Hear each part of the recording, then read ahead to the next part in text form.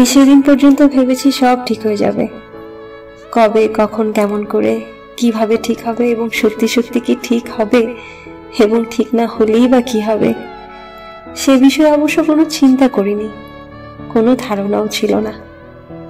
শুধু কোথায় কেমন একটা আলগা বিশ্বাস ছিল। মনে মনে ধরে রেখেছিলাম একদিন সব ঠিক হয়ে যাবে।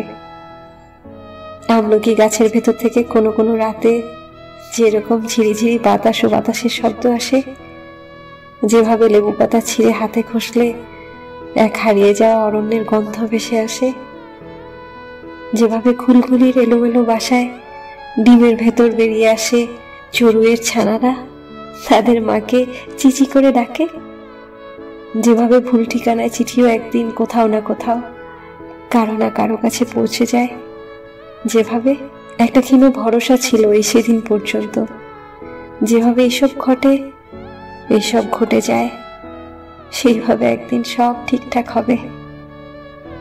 আমার কিছু করণীয় নেই, শুধু বসে থাকার অপেক্ষা।